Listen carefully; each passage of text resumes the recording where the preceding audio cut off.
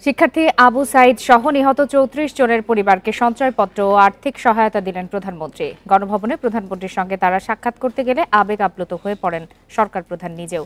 শেখ হাসিনা বলেন, মানুষ খুন করে সরকার পতন করা যায় না। খুনের সঙ্গে জড়িত সবাইকে খুঁজে বের করে বিচারের প্রত্যয় তুলে ধরেন প্রধানমন্ত্রী। কোটা সংস্কার আন্দোলন কেন্দ্র করে সহিংসতায় নিহতদের পরিবারের সদস্যরা গণভবনে প্রধানমন্ত্রীর সঙ্গে সাক্ষাৎ করেন। তাদের সান্ত্বনা দেন অশ্রুসিক্ত বঙ্গবন্ধু কন্যা। জানান, স্বজনহারাদের কষ্ট নিজেও আজীবন বয়ে বেড়ানোর কথা। আপনাদের চোখের পানি দেখতে হচ্ছে, এটাই সবচেয়ে কষ্ট। এ সময় প্রধানমন্ত্রীকে কাছে পেয়ে তাকে জড়িয়ে ধরে কান্নায় ভেঙে পড়েন অনেকেই। মানুষ খুন করে সরকার পতন, এটা কবে হয়, কখন হয়? সাধারণ মানুষ কি দোষ করেছে? আমি আসলে আপনাদেরকে আমি কি বলে সান্ত্বনা দেবো? আমি খালি একটু বলবো যে আমি আপনাদের মতনই একজন বাবা মা ভাই হারানো সেই এতিম। কাজে আপনাদের কষ্ট আমি বুঝি, আমি আছি আপনাদের জন্য, আপনাদের পাশে।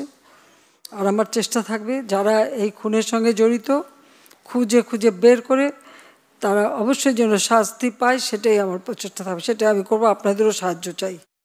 কাউকে হত্যা করে মরদেহ ঝুলিয়ে রাখার মতো বর্বরতা কোনো সত্যিকারের মানুষের পক্ষে সম্ভব নয় বলে মন্তব্য করেন প্রধানমন্ত্রী। স্বজনহারাদের আশ্বাস দেন, হত্যাকারীদের বিচারের আওতায় আনা হবে।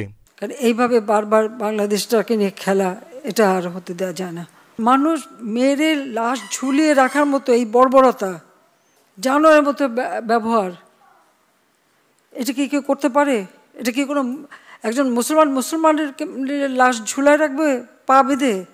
যারা এগুলির সাথে জড়িত অবশ্যই তাদের বিচার হবে, তাদের বিচার করতে হবে, নইলে মানুষের নিরাপত্তা দেওয়া যাবে না। এর আগে শিক্ষার্থী আবু সাইদ সহ নিহত ৩৪ জনের পরিবারের সদস্যদের হাতে আর্থিক সহায়তা হিসেবে সঞ্চয়পত্র এবং নগদ অর্থ তুলে দেন প্রধানমন্ত্রী। সবসময় তাদের পাশে আছেন বলেও জানান শেখ হাসিনা। অনিমেষ কর, ইন্ডিপেন্ডেন্ট নিউজ, ঢাকা।